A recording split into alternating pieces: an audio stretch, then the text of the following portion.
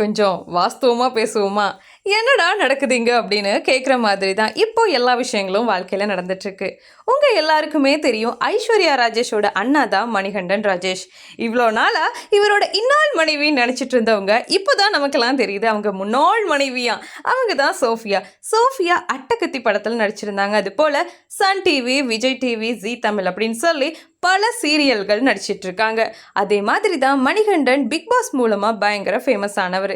சமீபத்தில் கூட ஒரு டான்ஸ் கிளாஸ் ஆரம்பிச்சிருக்காரு. மணிகண்டாவையும் சோஃபியாவையும் இந்த கொஞ்ச நாளாவே ஒரு போஸ்டா, ஃபோட்டோஸா, வீடியோஸ்னு சொல்லி எதுலேயுமே நம்ம காண கிடைக்கல. இப்போ அவர் ஒரு அனௌன்ஸ்மெண்ட் சொல்லியிருக்காரு. அது என்னன்னு பார்க்குறீங்களா? அவருக்கு பேபி கேர்ள் பிறந்திருக்காங்கன்னு சொல்லி அவர் போஸ்ட் ஒன்று ஷேர் பண்ணியிருக்காரு. இதை பார்த்தோன்னே நம்ம ரசிகர்கள் எல்லாருக்குமே புரிஞ்சு போச்சு, இவங்க 2 பேருக்கும் டிவோர்ஸ் ஆகிருச்சு அப்படின்னு சொல்லி. ஆனால் நமக்கு தெரியாத விஷயம் என்னன்னா, கடந்த டிசம்பர் மாதமே இவங்க 2 பேருக்குமே விவாகரத்து ஆயிடுச்சான். இப்போ அவரோட செகண்ட் ஒய்ஃப் கூட ஃபோட்டோ ஷேர் பண்ணி அவர் என்ஜாய் பண்ணிட்டு இருக்காரு. இதுதான் இணையத்தில் இப்போ வைரலாக போயிட்டுருக்கு.